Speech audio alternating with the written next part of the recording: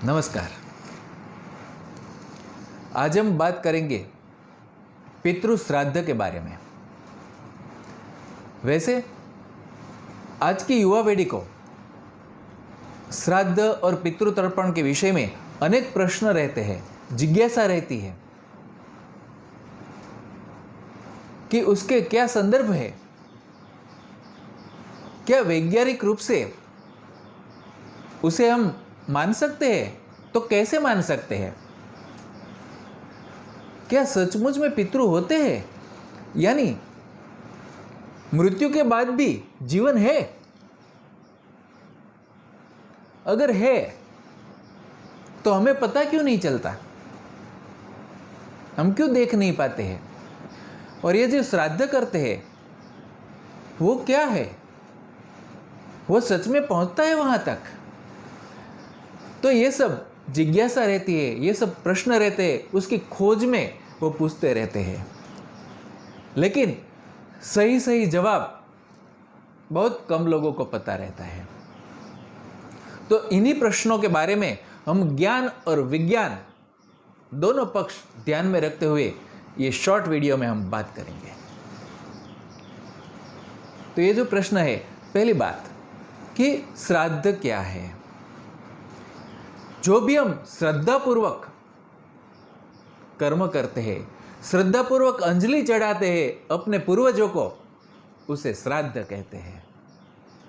हमारे पूर्वज यानी एक समय वो इस देह में थे, स्थूल शरीर में थे, लेकिन अवसान के बाद, मृत्यु के बाद वो स्थूल शरीर के साथ नहीं है, लेकिन उनकी आत्मा है, अभी अस्तित्व में है। वो भी मोक्ष के रास्ते में है, लेकिन अपने बाद आने वाली पीढ़ियों के लिए, यानी कि हम सब के लिए वो चिंतित है। हमारे बारे में भी वो सोचते हैं कि हमारी प्रगति हो, हमारी उन्नति हो। तो फिर वही प्रश्न कि मृत्यु के बाद जीवन है क्या? तो ज्ञान और विज्ञान, शास्त्र और साइंस दोनों तरीके से अगर बात करें तो हमारे शास्त्रों में तो वर्णन है ही, भगवत गीता में, पुराणों में, उपनिषदों में, कि मृत्यु के साथ जीवन की समाप्ति नहीं होती।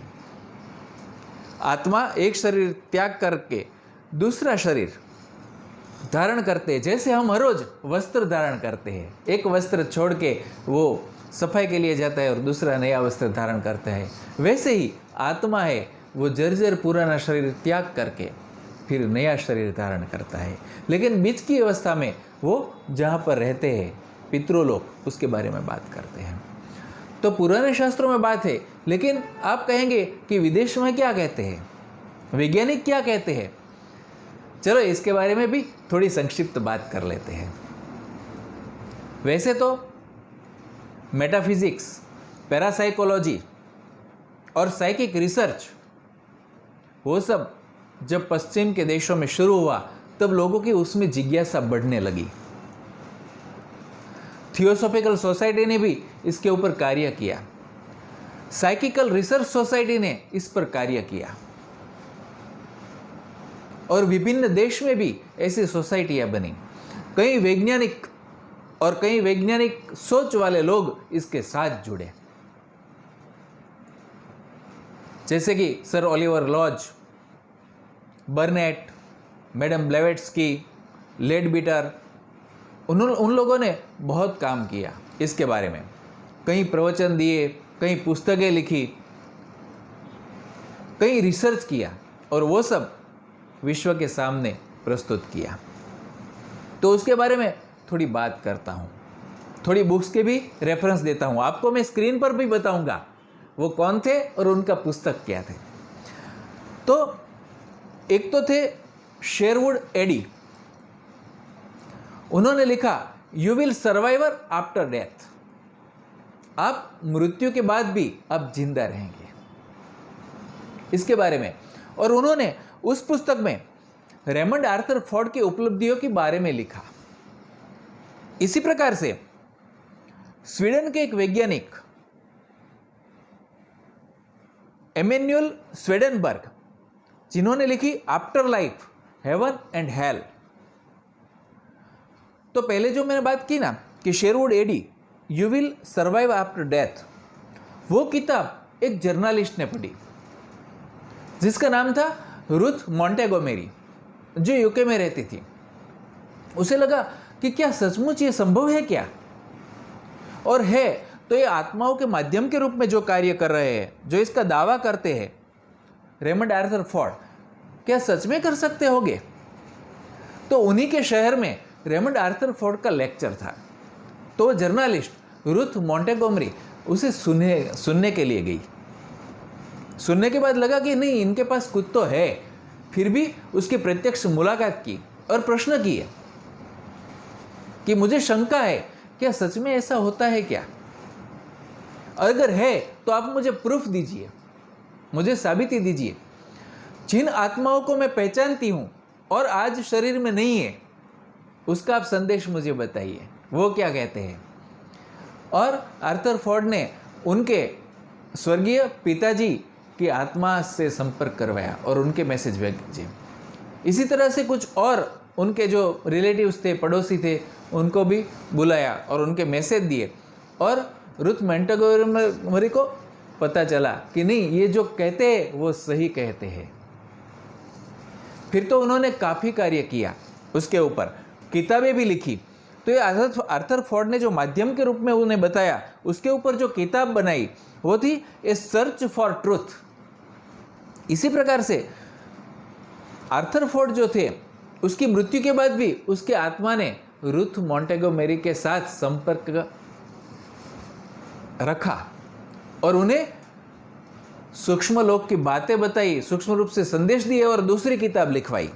उसका नाम था ए वर्ल्ड बियॉन्ड। इस दुनिया के पार जो दुनिया है वो भी है अस्तित्व में, उसके बारे में। तो बहुत अच्छी किताब है ये दोनों, अगर आपको मिले तो आप जरूर पढ़िएगा।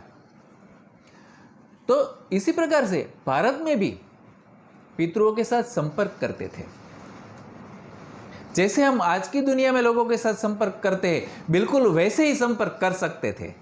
लेकिन आज उसके सूत्र कुछ लुप्त हो गए हैं, कुछ खो गए हैं। आज भी संपर्क की प्रथा है, लेकिन बहुत कम हो गई है। रामायण समय का भी है, रामायण कालीन, कि श्री रामचंद्र जी ने जब दशरथ जी का श्राद्ध किया, तब वो भोजन ग्रहण करने स्वयं दशरथ जी आए थे और सीता जी ने उनके दर्शन किए थे, ऐसा उल्लेख है। नहीं, बहुत पुरानी बात तो छोड़िए, अभी के समय के बात कीजिए, थोड़े ही कुछ सदी के पहले। तो संत एकनाथ थे, तो उनके जीवन में कुछ ब्राह्मणों ने श्राद्ध के अवसर पर विरोध किया और खाना खाने नहीं आए। तो एकनाथ जी ने क्या किया, स्वयं उनके पितरों को आमंत्रित किया और उनको भोजन करवाया। तो ये भी एकनाथ जी, यानी कि अभी कुछ सदी के पहले ही संत की बात है, महाराष्ट्र के संत की। तो ऐसे, तो ये मृत्यु के बाद जीवन है, उनके साथ संपर्क किया जा सकता है। विज्ञान भी कहते हैं, शास्त्र भी कहते हैं और अनुभव भी कहते हैं, संतों के अनुभव भी कहते हैं। इसी प्रकार से डॉक्टर आर्थर कोनान डॉयले, जो कि फिजिशियन थे लेकिन साथ में लेखक भी थे, और उसके बाद उन्हें स्पिरिचुअलिटी में इंटरेस्ट बढ़ा, तो उन्होंने भी कई माध्यम के साथ संपर्क किए और खुद भी माध्यम बनने के लिए प्रयत्न किए और बहुत अच्छा कार्य किया इसके बारे में। इसी प्रकार से प्रोफेसर क्रुक्स थे, पॉल ब्रंटन थे, ओलिवर लॉज थे, बहुत अच्छा कार्य किया था। इसी प्रकार से वो जो सर ओलिवर लॉज का हमने जो नाम दिया, वो भी वैज्ञानिक थे, और उनका पुत्र रेमंड, उसकी प्रथम विश्व युद्ध में मृत्यु हो गई। तो फिर वो उदासीन थे और माध्यम के द्वारा उनके साथ संपर्क किया, और उसके बाद उन्होंने भी इसमें इंटरेस्ट लेना काफ़ी हद तक शुरू किया और स्वयं भी वो माध्यम बनना सीख गए, और उन्होंने भी उसके बारे में किताबें लिखी, प्रवचन दिए, कई लोगों को मार्गदर्शन दिया। इसी प्रकार से एक रोजमरी ब्राउन करके एक महिला थी, जिसने संगीत की कोई भी शिक्षा नहीं ली थी, लेकिन जो अदृश्य आत्माएं हैं, जो भूतकाल में अच्छे संगीतकार थे, ऐसी आत्माओं ने आकर के उन्हें संगीत का प्रशिक्षण दिया। और संगीत में निष्णात बना दिया। और रोजमेरी ब्राउन ने काफ़ी हद तक ज़बरदस्त संगीत का निर्माण किया, उसके बारे में लेख लिखे, इसके बारे में बुक्स लिखी। तो रोजमेरी ब्राउन, उसकी कुछ पुस्तकें हैं, उनमें से एक है unfinished symphonies, voices from beyond. तो विभिन्न संगीतकार, उनकी जिस भी इंस्ट्रूमेंट में विशेषता थी, स्पेशलिटी थी, वो अपना जो संगीत वाद्य था उसका शिक्षण दिया। तो विभिन्न आत्माओं ने उसे संगीत का शिक्षण दिया था और वो बहुत ख्यातनाम हो गई थी उन दिनों में। उसके बारे में आपको वो सर्च करेंगे नेट पर तो भी मिलेगा, rosemary brown, compositor and spiritualist. तो इसी प्रकार से विभिन्न लोगों के जीवन में ऐसे जो प्रसंग आए हैं, कहीं पुस्तक में उसकी नोंद भी की गई है। किसी को संकट में मदद करते हैं, कोई पितृ अदृश्य सहाय करते हैं, लड़ाई के मैदान में, युद्ध की भूमि में, संकट में कई बार मार्गदर्शन की जरूरत है तो मार्गदर्शन देते हैं, सहाय करते हैं। कुछ रूप से सांसारिक रूपों में भी वो सहाय करते हैं।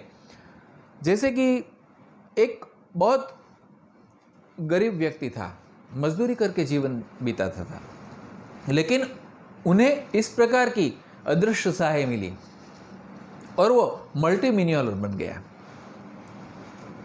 उन्होंने काफ़ी देशों में और काफ़ी सिटी में रेलवे लाइन डाली। उनके नाम पर पूरा एक बंदरगाह है, पोर्ट आर्थर। तो वो जो था, तो उनका नाम था आर्थर एडवर्ड स्टिलवेल। तो बहुत बड़ा नाम हो गया और काफ़ी पूंजीपति हो गया। साथ में उसने अपने अनुभव की किताब भी लिखी। तो बहुत अच्छा है, आप जरूर पढ़िएगा। इसी प्रकार से सर विलियम बैरेट, उन्होंने साइकिकल रिसर्च के ऊपर पूरी पुस्तक लिखी और बहुत अच्छी है। इसमें उन्होंने जो भी अध्ययन किया वो सब लिखा है। इसी प्रकार लेडबिटर ने किताब जो लिखी है इनविजिबल हेल्पर्स, अदृश्य सहायक। तो मृत्यु के बाद जिनके पास शरीर नहीं है फिर भी आत्मा है, तो उसके भी कई प्रकार है।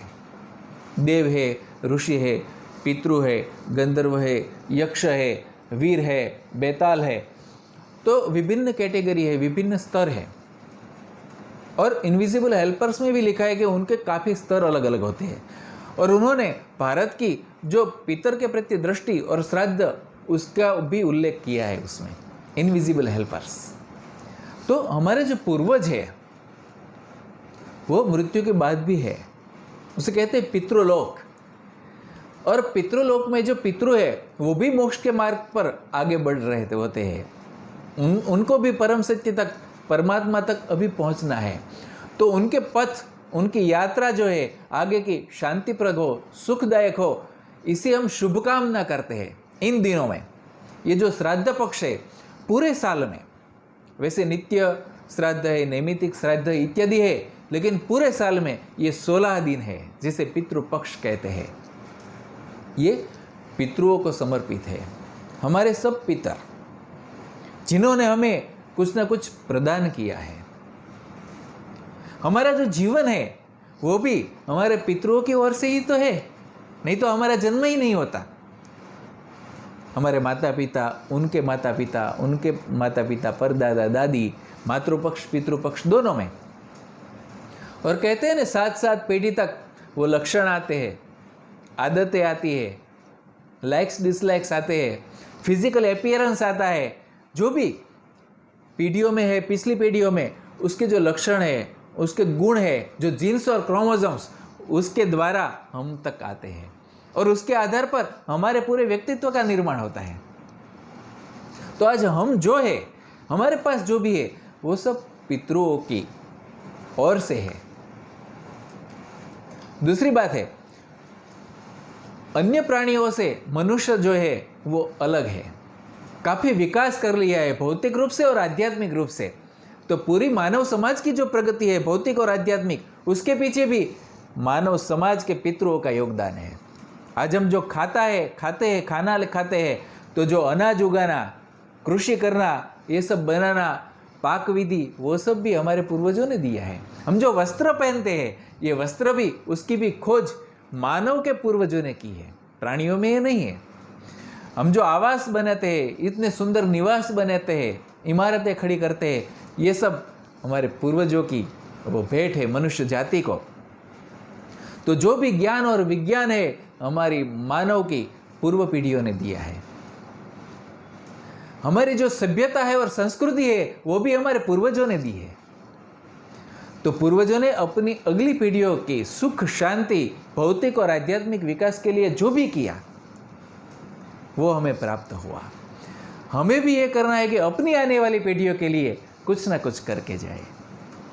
तो ये 16 दिन है, हमारे जो पितर है, हमारे जो पूर्वज है, उनका हम कृतज्ञता पूर्वक स्मरण करते हैं, उनको भाव से अंजलि चढ़ाते हैं, पूरा हृदय का द्वार खोलकर उनके लिए प्रार्थना करते हैं कि आपने हमें जो कुछ भी दिया उन सब के लिए हम आपके कृतज्ञ हैं और हम आपको नमस्कार करते हैं। आपकी यात्रा आगे की जो भी है परमात्मा तक की बहुत अच्छी तरह से आगे विकसित हो, ऐसी हम शुभ प्रार्थना करते हैं।